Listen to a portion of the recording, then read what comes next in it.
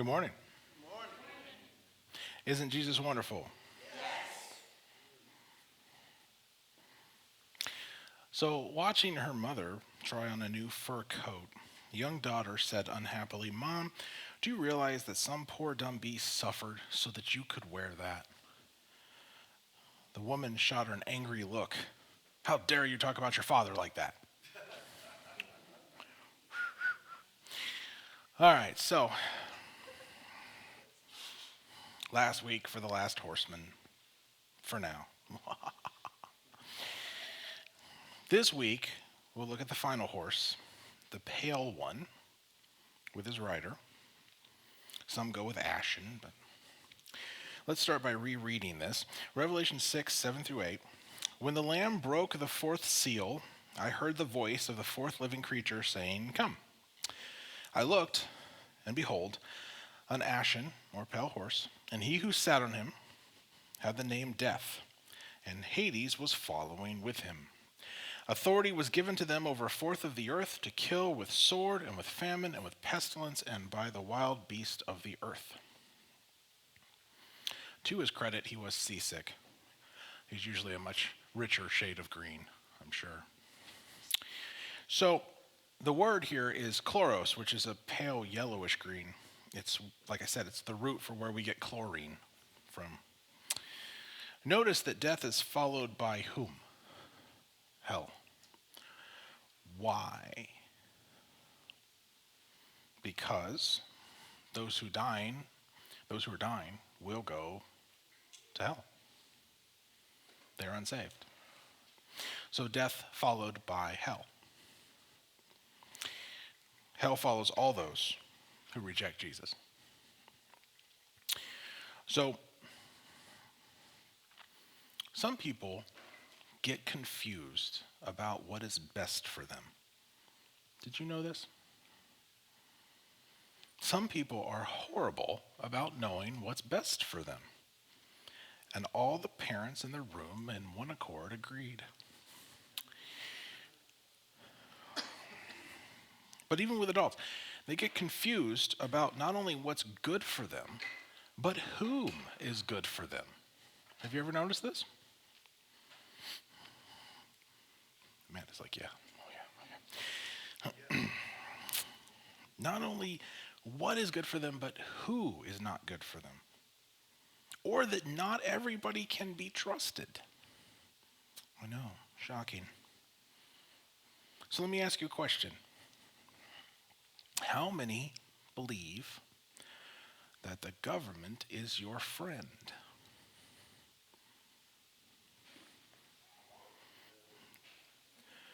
This one might get me in trouble. So, how many believe that they work for your good? Do you believe there are agendas working against you? A surprising amount of people trust the government. And I want to share some things with you today. We talked about money last week, and we're delving into each of these topics, and they're kind of crucial for where things are headed and the point of where things are going. But you have people who train in the medical sciences, and they study and they discover treatments and they have cures, and there are a lot of them that genuinely care about people.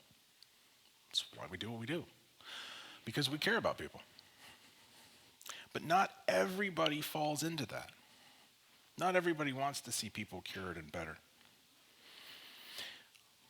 Wanting to see somebody better, wanting the best for somebody is a beautiful thing. We want to comfort somebody, or we want to see them healed. We want to treat them. The agenda to do no harm, as per our oaths, and to see our patients cured, or at least better and functional and able to help themselves, is one of the best agendas to have, especially when we get to make sure God gets the glory for it. The problem arises when there's more than one agenda at play. The problem arises when, as we discussed last week, money is available. And as we've seen one too many times, money can corrupt, can't it? Power corrupts. What's the quote? Absolute power corrupts. Absolutely. Money is one of the biggest ones. When you have a system where the same group is in charge of the food, the medicine, the hospitals, and they make money all three ways, there exists little encouragement to actually make things better. This is something that's been at the forefront of news lately with the new administration and the people that he's putting in place. And some agree and some don't. But 1 Timothy 6:10, Paul tells us the love of money is the root of all kinds of evil. It is not money that is the root of all evil. It is the love of money that is the root of all evil. We talked about last week, money is a requirement. There's got to be some economic system in play with humans. It's just the way it is. But when you're obsessed with it, when you're always trying to get more, you notice that you never have enough. There are actually disorders like this, where it's just not good enough. There are, like a body dysmorphia, for instance, where you're never thin enough or you're never fit enough. It doesn't matter where you are. It doesn't matter how good you look. It's not good enough. And people get that in their head and then they're stuck with it. Pride drives a person to desire more because they feel deserving of it. They feel they should have more. Why shouldn't they be the ones with it after all? Don't you deserve nicer things? A nicer life? The opportunity to make money has corrupted a lot of people. We see it all the time. Look at Congress, senators. Look at Hollywood. Look at the music industry. Shoot, drug dealers. Why do you think they deal drugs? They make a lot of money. Watch the news. People do all sorts of horrible things and make tons of compromises all the time over the hope for more money and promises that may not even be true. I had to write a paper recently on the integration of faith and science for a class. I wasn't the nicest about it. I wrote that this is based on the assumption of the two being equal. Why would you integrate them? So one could argue that faith is too generic of a statement, as I did, and that in a Christian college, it's not about generic faith, it's about the Word of God. How do we integrate science with the Word of God? But I also pointed out that science is rarely up to snuff. You got to trust science. We've heard that a lot in the last few years, haven't we? Trust the science, only for it to not be trustworthy. I mean, let's be honest. Is milk good for you or bad for you? They can't tell you. They change every year. Red meat, I don't know, maybe, maybe not. Which oils and fats are good? I mean, we learned recently that it came out publicly, we'd known this for a while, but that lobbyists pushed for the fats to be demonized like as far back as the 30s so that they could push sugar and sell more sugar, which led to a diabetes epidemic, which led to, lobbyists. They lobbied to demonize fats and oils so that sugar would be pushed. I remember as a kid buying sour gummy worms. I love sour stuff, and sour gummies were one of my favorites. And it would always say on it, fat-free food, and broadcast it. Ignore all the sugar, but fat-free food. It was a big deal, fat-free, to the point that some things, I don't know how you make them fat-free, because literally that's how they're made. So if you make them fat-free, they have to almost be plastic, because I don't know how you make them without fat. But they're so-called unhealthy. These are unhealthy, but the so-called seed oils. They were originally developed for mechanics, for engines. Seed oils. They weren't meant to be ingested. We see cholesterol, blood pressure, blood sugar, heart disease, cancer, and all other problems increasing every year. They don't go down, they go up. And yet we're supposed to be living in one of the healthiest times. We have the most advances in medical technology. We have all these new things all the time. We're supposed to be healthier, new diet trends, and yet all of the problems get worse. Something doesn't add up. We see these diseases increasing, and though this horseman is typically viewed by many commentators as pestilence, like, say, the bubonic plague, or some supernatural source, let me suggest to you it might be something a little more devious. We have to be careful regarding our assumptions about the Bible, especially in regards to prophecy. One major mistake I warn people of, and I keep in my own mind, is that you don't have to doubt the prophecy if it's legitimate. You know the Lord gave a prophecy. You have to doubt the interpretation of that prophecy. Because people will get a prophecy or a word from the Lord, but then they tend to add to it. They add their own spin on it. Or they think it means a certain thing when it doesn't. We know that's been an issue before. So we can assign expectations or a timeline or anything to a prophecy, and then we can end up angry or bitter or defeated or unforgiving when it doesn't work the way we thought it was going to work. We get upset because God didn't come through. But we forget that God didn't say what you think he said. It's not what he said, so why are you mad at him? We look at Matthew 24:7-8, where Jesus is giving his confidential briefing to his disciples, not to the crowd like the other talks. And he had just explained wars were not a sign of the end. But this part is, for nation shall rise against nation, and kingdom against kingdom, and there will be famines and pestilences and earthquakes in divers places. All of these are the beginning of sorrows. Famines, earthquakes, and pestilences, diseases. In diverse places, or katatopos, it's in the Greek, it means the whole world over, or throughout the whole world. He adds in verse 22, and except those days should be shortened, there should be no flesh saved. But for the elect's sake, for our sake, it shall be shortened. If things went the way man wanted them to go, we'd already be dead. There are many times that come out through history of just how close we were to a huge disaster that no one knew about. We talked about technology statements. The Bible has a lot of these, and we kind of gloss over them. We don't really think about them. But there are statements that just weren't possible back then.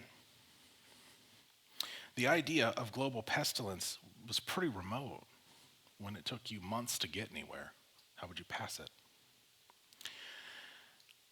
You got to go over oceans and overseas.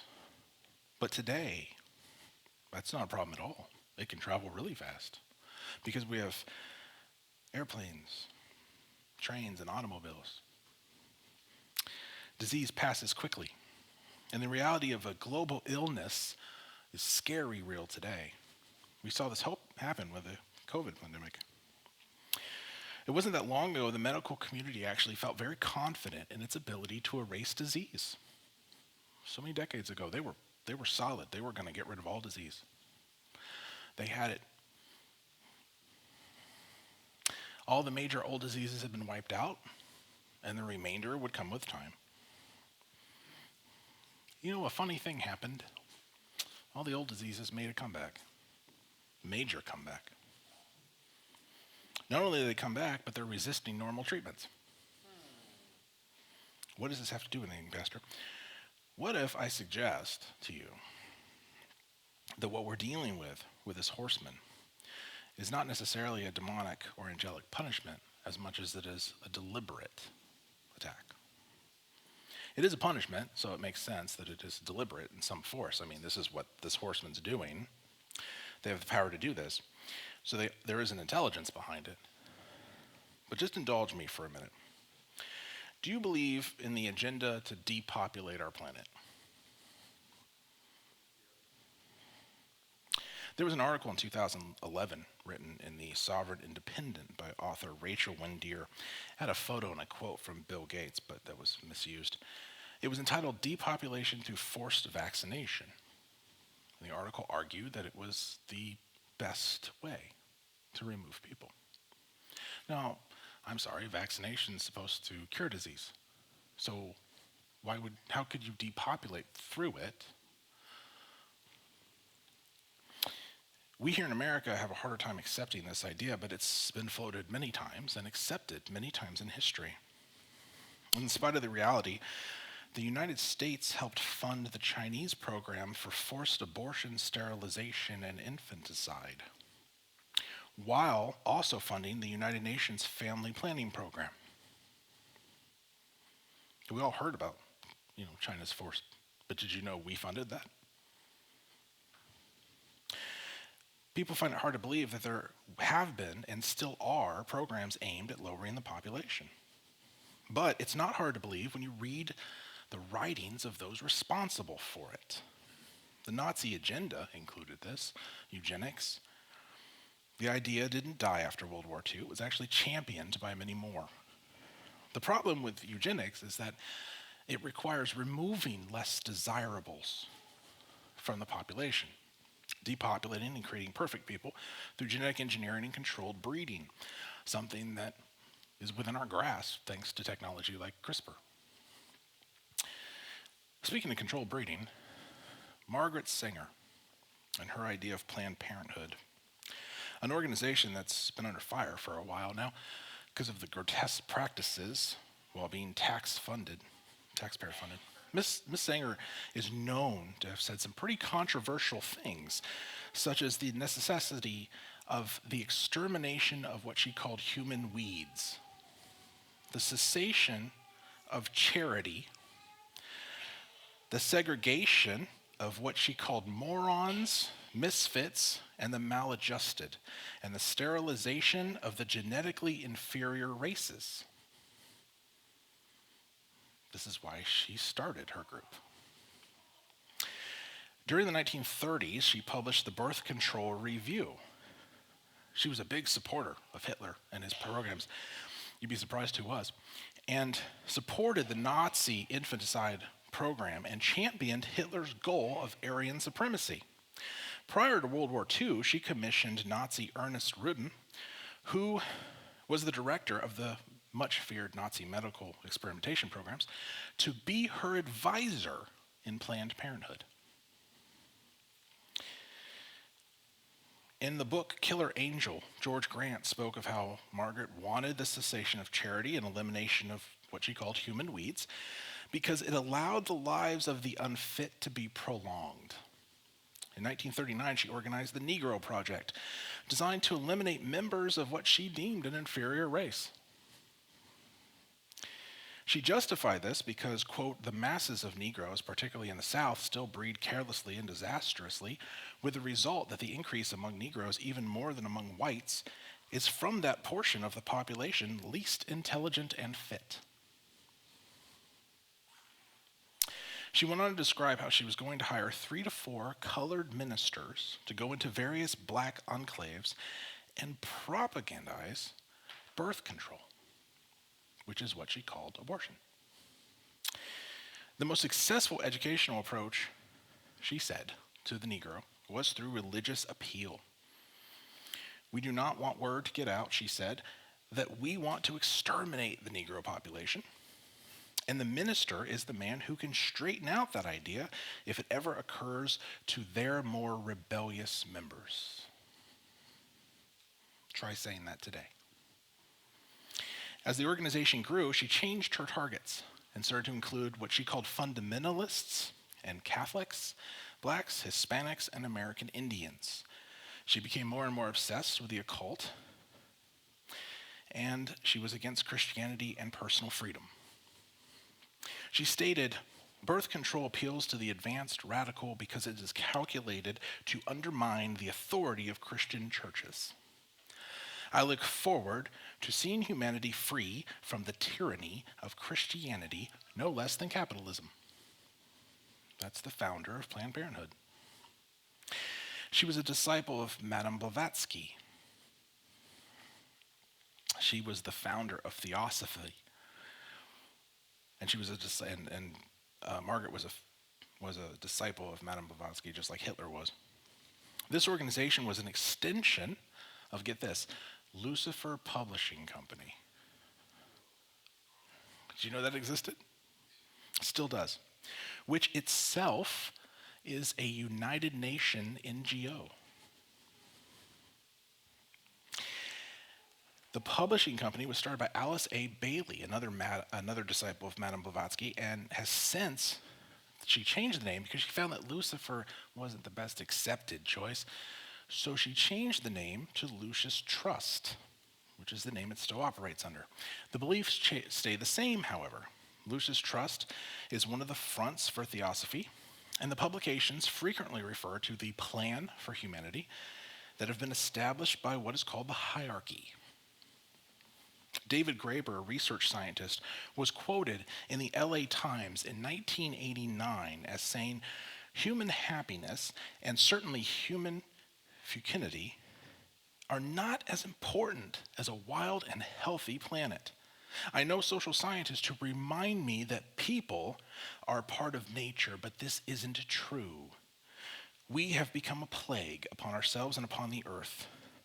Until such time as Homo sapiens should decide to rejoin nature, some of us can only hope for the right virus to come along." In The First Global Revolution, it's a book, the author states, "In searching for a new enemy to unite us, we came up with the idea that pollution, the threat of global warming, water shortages, famine, and the like would fit the bill. All of these dangers are caused by human intervention. The real enemy is therefore humanity itself." We learn to target ourselves. And eventually, we'll learn to justify these means. People already do. There was actually a poll done. If there was a dog in the water and a human in the water, which one would you jump in and swim and save? And guess which one the majority picked? The dog.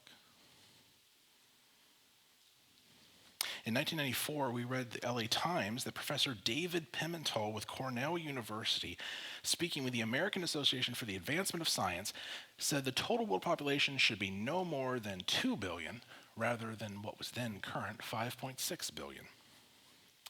In the UNESCO Courier, November 1991, Jacques Cousteau wrote, "The damage people cause to the planet is a function of demographics. It is equal to the degree of development. One American burdens the earth as much as 20 Bangladeshis. This is a terrible thing to say. In order to stabilize world population, we must eliminate 350,000 people per day." He said, "It is a terrible thing to say, but just as bad not to say it." This is what they think. This is the agenda. It's not possible through normal levels because we have a growing population. But in some countries, that's not true anymore. Did you know that in America we have a negative birth rate? We have more deaths than births now. Japan's been that way for a long time. They're actually pretty worried about it. I need you to understand this is not the idea of a few crazy people. This is not the idea of conspiracy theorists. This is people who have platform and have the ability to influence change. It's a well-known idea and agenda. Satanism believes that you can do whatever you want as long as you tell other people about it, and they don't stop you. So what you'll find is they all follow this rule, and as long as they broadcast it, they're good to go through with it. Speaking at Gorbachev's State of the World Forum in San Francisco, 1996, New Age writer and philosopher Dr. Sam Keen stated there was a strong agreement that religious institutions have to take the primary responsibility for population explosion. He went on to say, "We must speak far more clearly about sexuality, contraception, about abortion, about values that control the population, because the ecological crisis, in short, is a population crisis. Cut the population by 90%, and there aren't enough people left to do a great deal of ecological damage." Dr. Keen's remarks were met with applause by the assembled audience of New Age adherents, socialists, internationalists, and occultists. These are the people who have been trained to worship the creation more than the creator. And therefore, they want to value the planet more than the lives of those on the planet who carry the image of that creator. They want more. See, they're not willing to die for this belief, but they're willing to kill you for it. They want more. The more they get, the better it is for them. They've continued to find ways to do this and refine their techniques as the decades have gone on. How many people have heard of the Tuskegee experiment? It's a famous one. Anybody in psychology has gone over it a billion times. We've had to write on it several times, but the infamous Tuskegee study. Tuskegee. Tuskegee. Is famously studied in ethics classes. It was a scientific study where 400 syphilis-infected black men were recruited by the U.S. Public Health Service in 1932 to study the disease and its treatment. The participants were told they were getting treatment for the infections as part of the study. And as part of that, they couldn't be treated anywhere else because they had to make sure the treatments were working. They had to know that it was isolated to what they were doing. They were all lied to. None of them received treatment. They did blood tests and they injected them with nothing. They passed the disease to their wives, to their unborn children.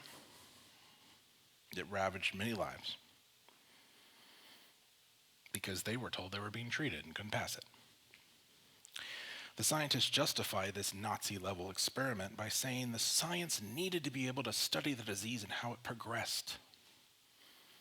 They went well past their stated study length. 40 years later, when the news broke the story in 1972, they were forced to stop. Out of the 400 men that started it, only 125 survived at that point. According to Margaret Sanger, this type of experiment is what we need to reduce the human weeds. To this day, none of the perpetrators have been tried, indicted, or convicted of any crime for this. They just continued on with their careers. Another one, this one might get me in trouble, DDT. How many people remember DDT? This is a fun one. It's not what we were told. It was actually blocked, I don't know if you know this, by adherence to population control, if you can believe that. Because what were we told about DDT? It was dangerous. It was saving lives, if you can believe it. In 1960s, DDT was developed and heavily tested for mosquito and malaria control. It was saving lives because it worked really well. In the 1970 issue of the National Academy of Sciences book, Life Sciences, it was stated that in little more than 2 decades, DDT has prevented 500 million deaths due to malaria. And this, of course, is intolerable to human population control. They outlawed it. Up until 1970, all, and I mean that, all reliable scientific data consistently demonstrated it was safe for humans and animals. DDT was the safest pesticide ever made. Furthermore, it was inexpensive, widely used in third countries to control the spread of insect-borne disease. It was banned in the name of saving the planet. DDT was blamed for the softening of bird eggs, for one. The problem is, and what's funny is how much of this we've disproven with studies, because they did a lot of studies after this. The problem is that birds can have soft eggs. It's kind of a natural occurrence sometimes, especially when they're lacking in certain nutrients. It existed before DDT. Thin eggshells already happen. Low vitamin D, calcium, due to anxiety, temperature changes, toxic substances, or different diseases.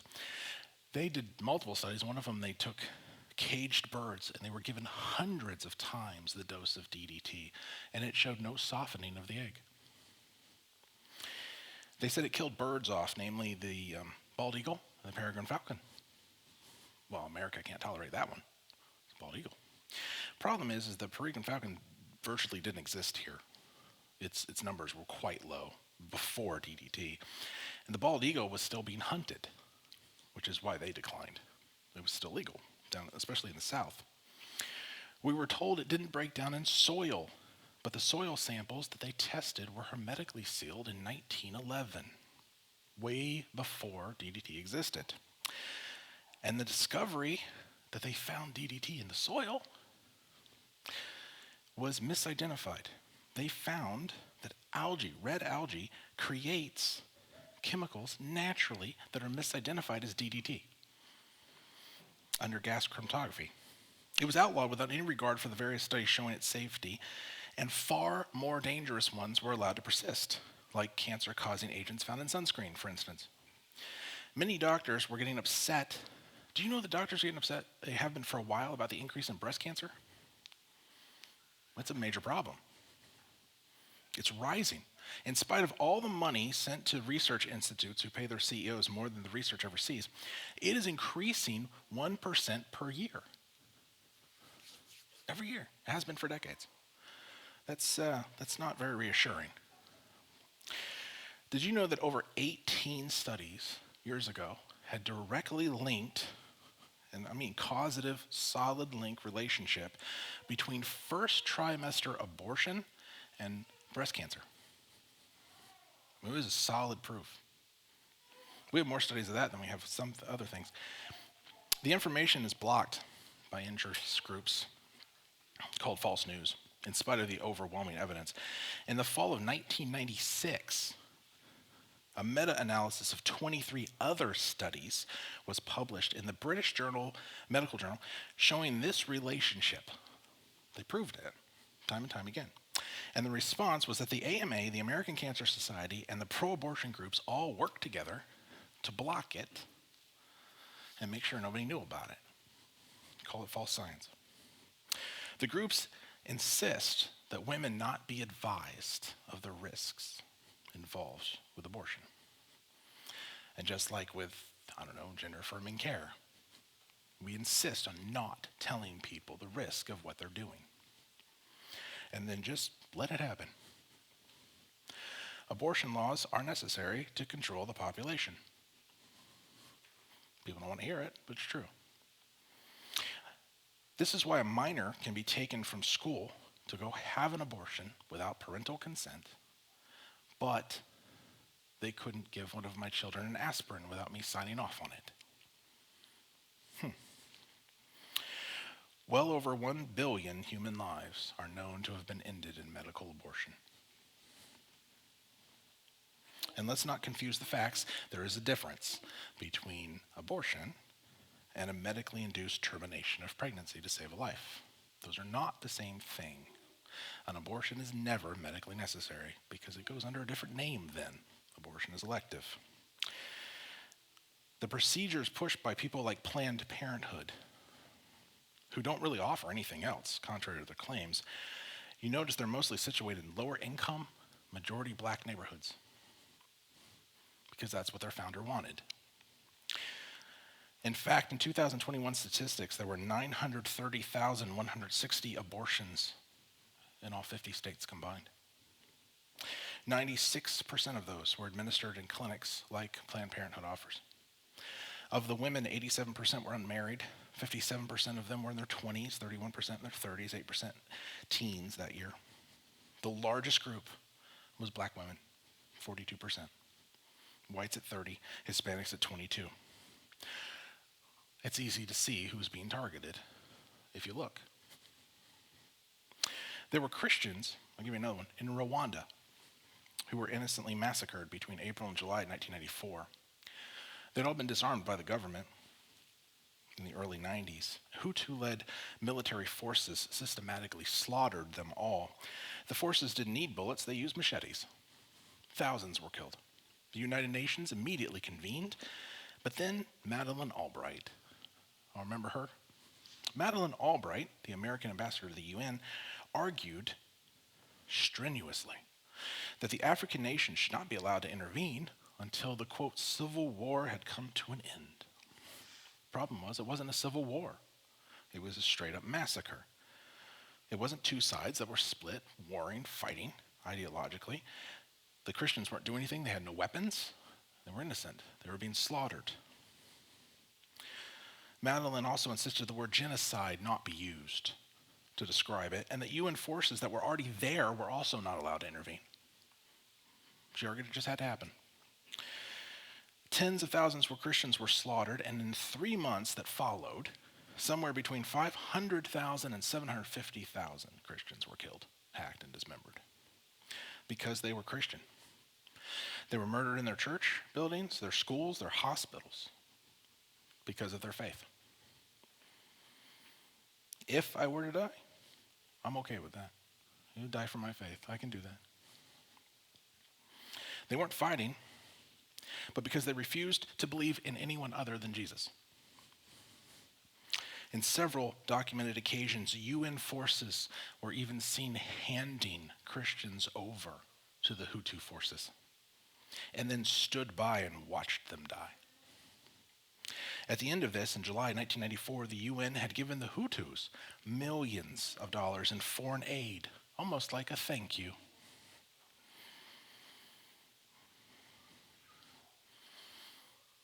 Here's another one. AIDS. Do you know HIV has 4 main types? Type 1 is broken into 4 groups. Type 2 is broken into 9 groups. Then they have subtypes. HIV 1 has 9 subtypes. HIV 2 has 12. Then we get to strains.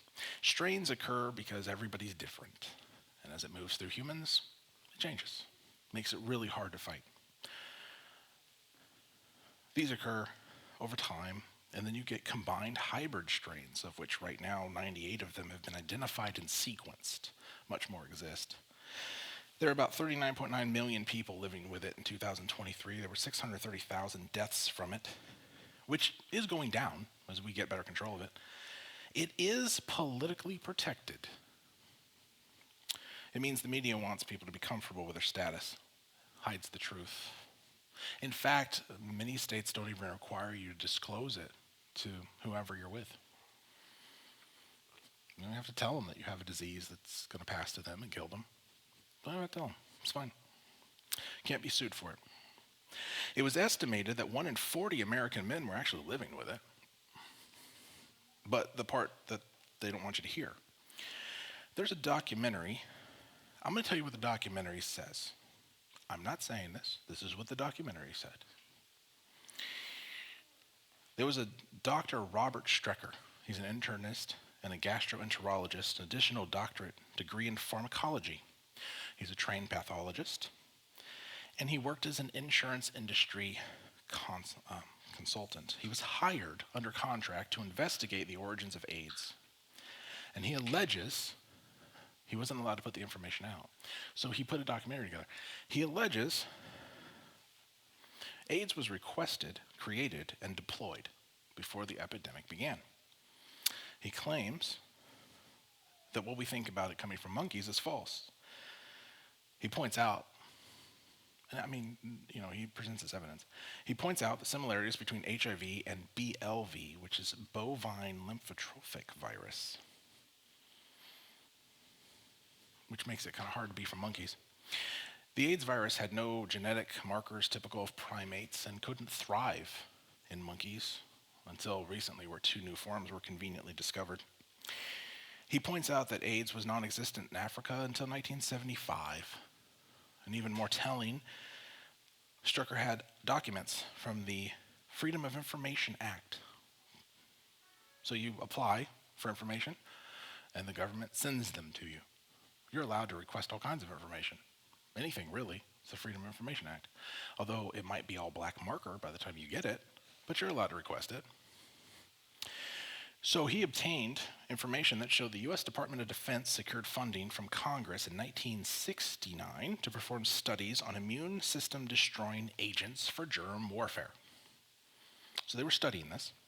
Soon afterwards, the World Health Organization, funded by the DoD, began experimenting with lymphotropic virus that was produced in cows. Also launched a major African campaign against smallpox in 1977, which involved urban population, not the rural pygmies. The thing is, if it was monkeys, then the pygmies would have a much higher occurrence, simply because they're around them. It would pass much easier. It wouldn't be higher where the people are. The opposite. Strecker vigorously promoted his theory that AIDS virus was transmitted to the American homosexual community during a course of experimental hepatitis B in a vaccination program sponsored by the USPHS between 78 and 79. So he made this documentary called the Strecker Memorandum when his analysis was skewered by the media. For a current, more complete, better documented expose, There's Leonard G. Horowitz, Emerging Viruses, AIDS, and Ebola. He has a thorough explanation of the murky background in the military medical industrial complex, which includes a strange relationship that emerges when the National Cancer Institute took over Fort Detrick in 1970 for the express purpose of developing defenses against retrovirus attacks and immune deficiency epidemics, and he tracks the apparent involvement of Robert Gallo's laboratory in NCI, how minorities were targeted, the apparent genocidal motives.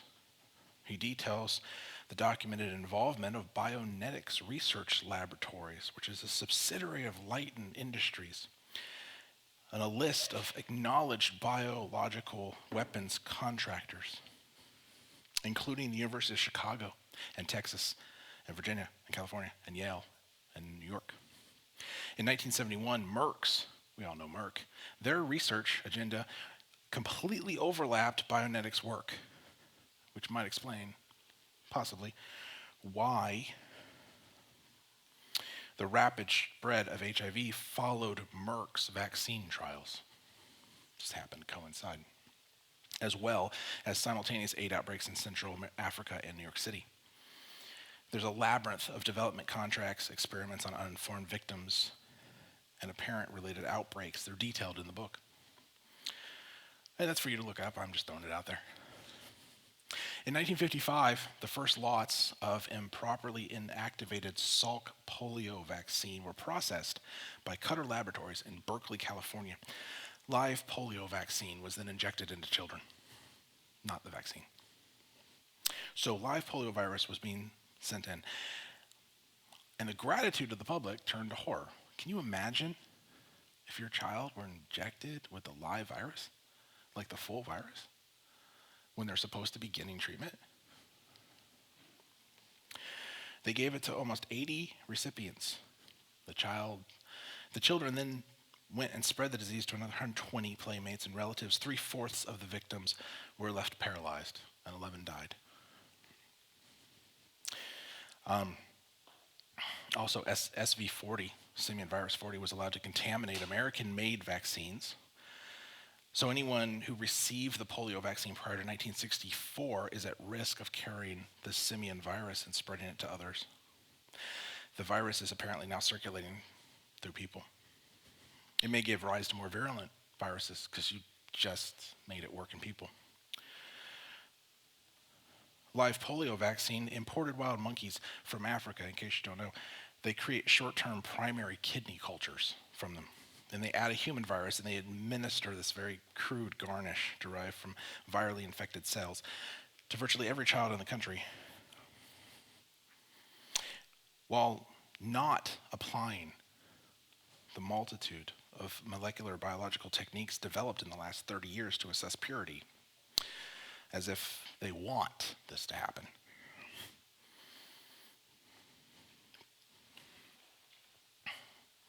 I could go on. Have anybody ever heard of DPT? 1982. There was an award-winning TV documentary, DPT Vaccine Roulette. Parents in Washington, D.C., whose children had been injured by the DPT virus, or the vaccine, founded DPT and launched a now recognized vaccine safety movement in the U.S. in 1985. The book, DPT, A Shot in the Dark, by Harris Coulter, PhD, and Barbara Loe Fisher, attracted media publicity, well-publicized lawsuits, and judgments. In 1986, President Reagan signed the National Childhood Vaccine Injury Act. Why do you need to do that? I'm just curious. If it's safe, why do we need this? He signed it to create a non-adversarial, no-fault alternative to lawsuits for victims, with centralized reporting, mandatory record-keeping, etc. The Departments of Justice, Health, and Human Services have systematically gutted the program. You have the burden of proof that a vaccine has injured you or your child. We have VAERS, which is the Vaccine Adverse Event Reporting System. It didn't used to allow you to report it. It had to be the doctor. Try convincing your doctor that that's what happened. If you can get through all the loopholes You have to prove it. You have to have your doctor's information, their assessment, any tests performed. You have to appear before the federal claims court with the DOG representing the HHS. They only cover certain vaccines. They've now allowed the COVID vaccine. Again, why? What were we told about all these? They're tested, right? We're told that they're tested, which is unethical because you actually can't test them on children. So, if you can get through all the requirements and you have a side effect within the window that they say it would happen, even though it's been proven that it can't happen outside that, they then have to agree. And if they agree, they pay damages. You can imagine this would be hard to do. They make it hard to do. Some winners have even had to sign gag orders. Why? What can I not tell you? In spite of the loopholes, it has paid $5.2 billion in damages as of this year. $5.2 billion out to 10,000 recipients that it has agreed were caused by these vaccines. It doesn't sound like 100% safe. I'll put that into perspective. If I give you, let's say I give you $1 billion, any of you, I just give you $1 billion, okay? Now you have to spend $1,000 a day. That's the rule. Sounds easy, right? You'll find over time this is quite difficult because once you have everything, it's kind of hard to come up with that. But you have to spend $1,000 a day. It would last you 2,740 years at that rate. That's what $1 billion is. We hear these numbers so much we don't think about them. Okay? If I funded your entire life from birth to death, 75-year average, that $5.2 billion, so with that money, the average human spends $3.3 million from birth to death. Okay, that's the cost of a lifespan. So that $5.2 billion would cover the entire lifespan of 1,575 humans. Just fund their whole life. This fund is paid by an excise tax on each vaccine administered, which in some cases are bought for the states by the government. Or they're paid for by private health insurance. But if you don't have that, that's okay. They'll mark it way down or give it to you for free. They don't really need the money. They were paid already. So either way, your tax dollars pay for it. I know it's a hot button topic. It's fine. That's the beauty of free speech. It's guaranteed in the Constitution. You can disagree. Sorry. You can go look it up. Why are we discussing this? Why did I bring this up? What does this have to do with horsemen? There are many pieces of information that I could bring up, many evidences I could bring up, many studies, many examples. There are many that they've hidden. There are many they don't want you to know about. There are many that just never get publicity because they go against what people want. We see a lot of them. They're done constantly. I just want you to get the point. When you have this kind of situation, you imagine that we've known about some of this for decades and decades and decades. And yet we still push it and ignore this. We don't have to be talking about a normal plague with this horseman. This could be man-made so easily. Many of them.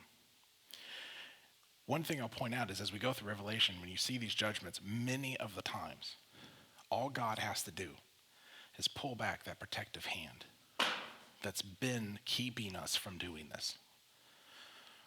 In Japan, in the 90s, there was a terrorist organization called, it was like Tremendous Truth or Absolute Truth, I think. And it was a leader and 40 cult members. They had gone to Africa during the Ebola outbreak to help the victims.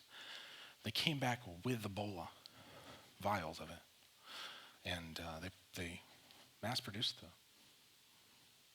They released it on a train in the Tokyo subway system. If you know anything about Tokyo, it's the largest city on earth. Okay, it is the most packed, and it is the most efficient you'll ever see. They mixed it incorrectly. So 5,550 people were infected. Only 18 died. Sadly, 18 died. But because they mixed it incorrectly, it didn't kill everyone, and it didn't spread as far. When they raided the house of this group and the land, they found that they had tons of it and different viruses because it was actually fairly inexpensive to do this. You'd be surprised. So they had mass-produced biological weapons to use on people as a way of protesting. There's a famous case of a Russian soldier who was watching the radar during the Cold War. And a blip came on the radar, and it looked like maybe America had launched. And he was supposed to hit a button that would launch a retaliatory strike against us. But something made him stop. Something made him think, maybe I should wait a second. And time was running out. And he waited. And it turned out it was just a glitch. There was nothing. The system was bugged. It was this far from nuclear war with Russia. There are many, many times that if we got our way, humans, in general, so many wouldn't be here. And so the Lord only has to remove that and let that happen. Just like with war, just like with death, just like recession, just like with the Antichrist, the world wants this, whether they know it or not. And the appeal of money and power is so great, they can't resist it. The idea of being their own boss, of throwing off the Lord, as we read, they do this in Psalms 2, they try to do this. It's too tempting. The idea of transhumanism is an idea that's too great for many people. Transhumanism promotes that we can be God. Do you know that? We can be God. That's the thought. We're no longer limited by our frail humanity. We can throw off God. We don't need him. He's an old relic of humanity. We can be the gods now. We can unite our minds in the clouds. That's one person put it, and be God. You're free to look that up again. Transhumanists have made such claims for a long time, from Ray Kurzweil, who was one of the head researchers at Google, Robert Ettinger, Nick Bostrom, Yuval Noah Harari, who makes some pretty interesting claims for a Jew. They hide nothing. None of them do. It's all out there. It's all in the open. They don't have to hide much because they figure that we're either too dumb to recognize it or too controlled to do anything about it. They just do it. Revelation talks about much of this. And no matter what form it truly takes, whether it's man-made or natural, or some demonic force, it doesn't matter. I want to end with that idea. When we come back to this in a few weeks and look at Zechariah, what he has to say. But this is what we see here, no matter what, is that man doesn't want God, right? Man doesn't want God. He doesn't want what he has. Man doesn't want Jesus. He holds off and he holds off. God gives mercy and he gives room for people to change. And he gives this option, and man doesn't want him. Man doesn't want the Messiah, so they choose the one they want. When this false one shows up, they crown him Messiah. They crown him leader because they don't want the one God has. Just like Israel with Saul. Remember, the whole reason they wanted Saul is they didn't want to wait for David. They knew there was a king waiting, but they wanted theirs earlier. The white horseman shows up because it's what they want. They'd rather have war than the peace they could have from God. So the red horseman shows up.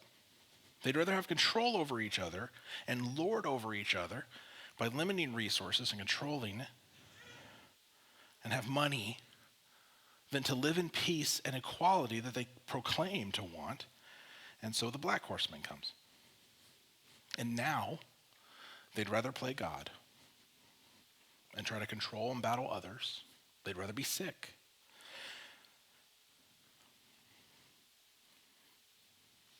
than to follow God's methods and plans. So the pale horseman comes. He lets them have what they want. And that's what we see in each case. and you'll continue to see this. We must learn to submit, because that idea doesn't come naturally. I don't know if anybody's experienced this, but submitting to somebody is not the easiest thing in the world. We all have someone to submit to, and it can be very hard to learn. We must resist the urge to always want our way. We must learn to trust that God knows better than we do. God created time and has been around so long, watching and guiding humans. The humans that he created, he might just have a better understanding of us than what we do of ourselves, no matter how long we've lived. So let us remember to always stay humble before our God, not to fight for our rights with him, lest we end up in the same boat we see these people. Let's stand and sing.